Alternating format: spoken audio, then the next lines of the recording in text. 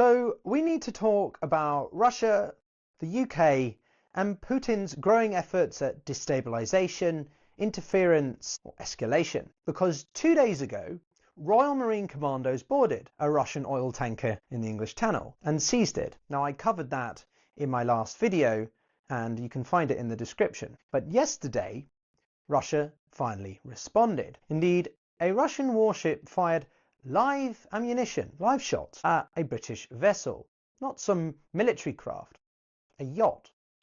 A retired couple of 69 and 71 years old, simply out sailing around the southern British coast. That is what Russia did the day after Britain seized one of its dark fleet, shadow fleet tankers. Indeed, not a diplomatic protest or a formal complaint through official channels. Gunshots in the English Channel at pensioners on a sailing boat. Now, I'll be blunt that I was actually on the BBC covering the acquisition, the seizure of the tanker over the weekend because of its significance in at least British affairs. But one of the points I made, and which you can find in that segment, is critical to understanding this entire developing affair and why Britain specifically has become such a focal point for Russian aggression, for Putin's attempts to dissuade or intimidate the likes of adversaries. It's not random. Russia, and Putin specifically, doesn't do random. And so once you understand the logic behind why Putin keeps coming for the UK right now, especially in particular, and what happened yesterday, starts to make a very different kind of sense. So in this video, I want to look at what actually happened yesterday in the Channel, why Russia is escalating with Britain most of all, and what this escalation confrontation potential tells us about where Putin's war as a whole, across Europe as well as of course in Ukraine, is really heading. This is the Global Gambit. How are we going, everyone? Welcome to the channel, where it seems to me like you're someone who likes to make sense of this ever-growing disrupted world, the international disorder as I call it, and at least in this video, the widening rift between Russia and the West. And if you want analysis that goes beyond the headlines, you're in the right place. As someone who grew up on both sides of this divide, I've tried to develop a holistic understanding of events around Russia, the West, and of course most specifically the war in Ukraine. So if you don't want to miss what's coming, hit subscribe, because this story is nowhere near finished.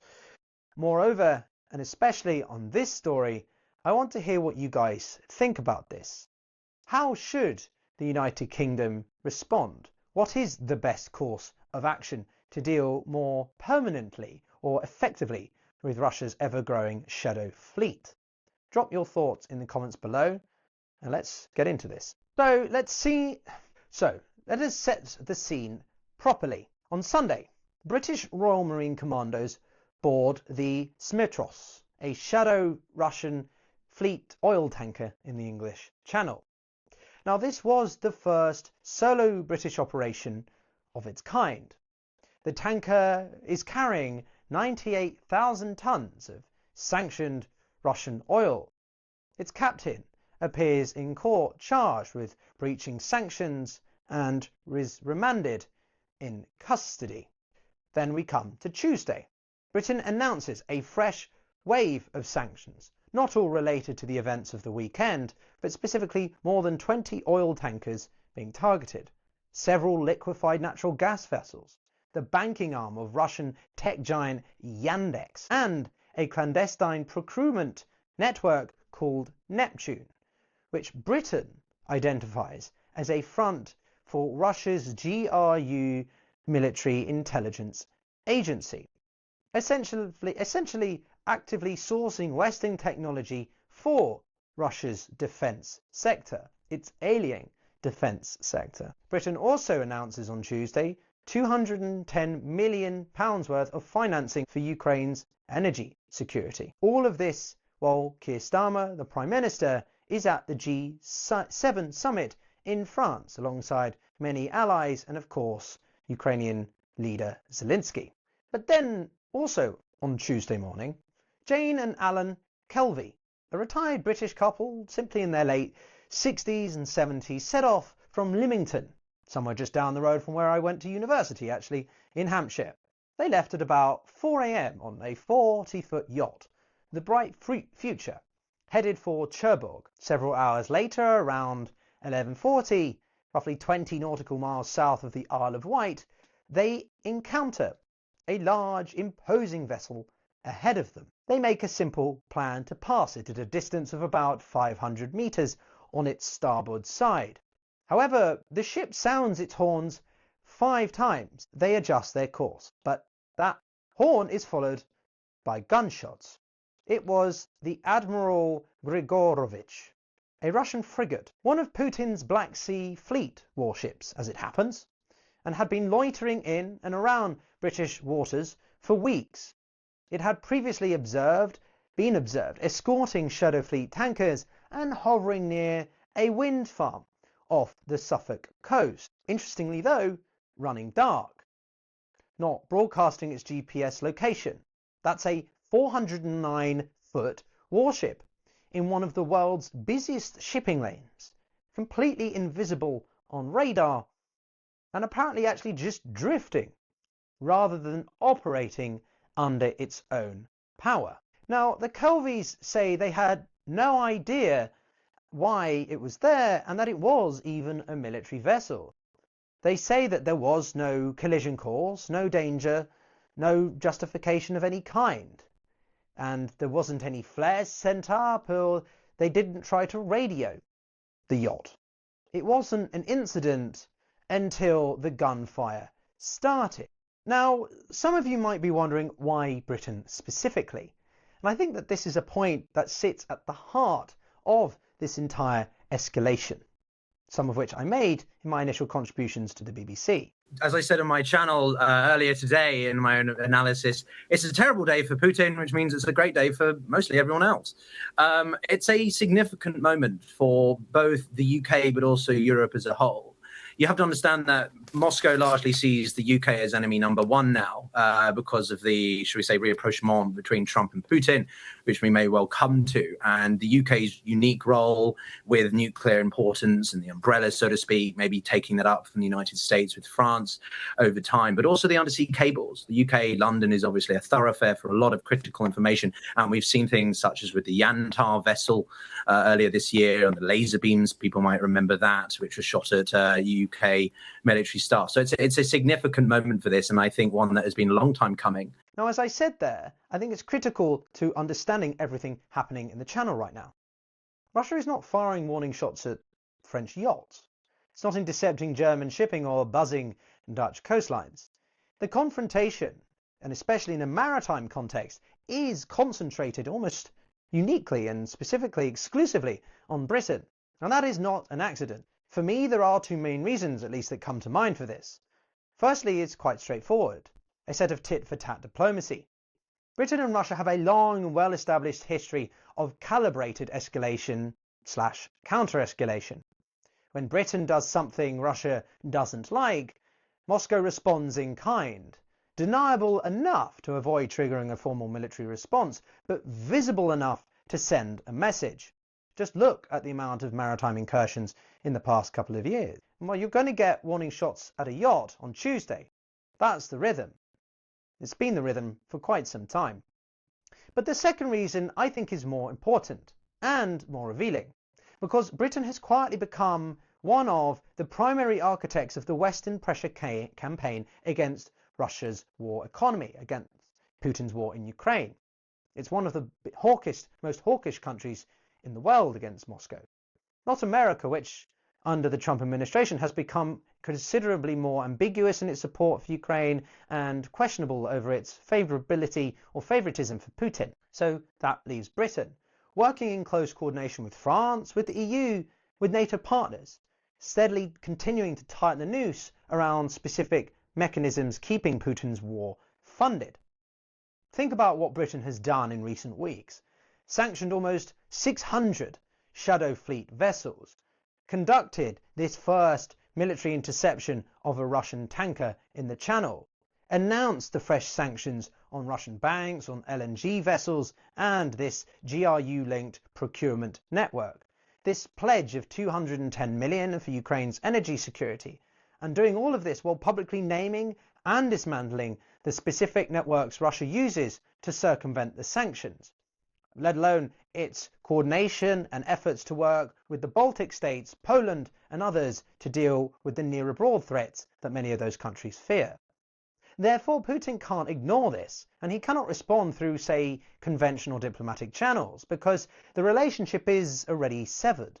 So instead, he has to find ways to push the escalation as high as possible while retaining that plausible deniability.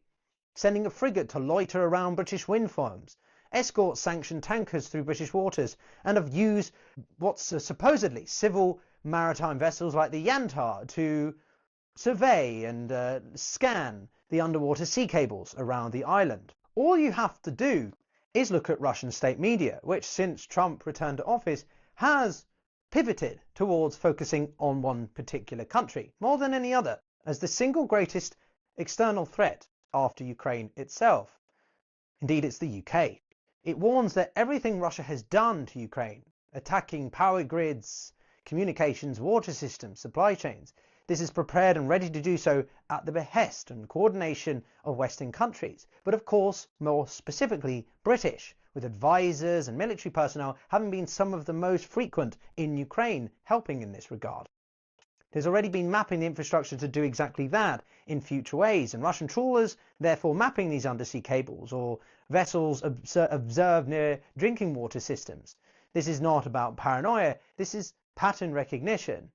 And what happened yesterday in the Channel is part of this pattern, albeit the most egregious so far. The logic is simple. The Russians, or Moscow, Putin, only recognizes strength. They will test the openings and they will test to see what you respond to and how far. If you have a sufficient deterrent, then they won't push that specific area again. But if you do not, as we see continuously with the lackluster responses by the NATO alliance as a whole, then they will. With all that in mind, you have to zoom out, because the Channel confrontation, of course, isn't in isolation. Russia's shadow fleet, the economic lifeline that carries around 75% of its sanctioned oil, is being actively intercepted by Western military forces in a way that they weren't even a year ago or 6 months ago. Not just sanctioned on paper, which has been done for years and Russia has got pretty good at evading, but physically boarded and seized.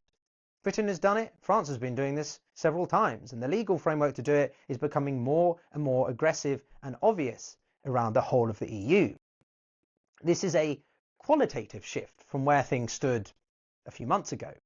Simultaneously, the GRU procurement network being dismantled is exactly the kind of operation Russia depends on to keep its defence industries supplied with Western components it cannot acquire through official channels.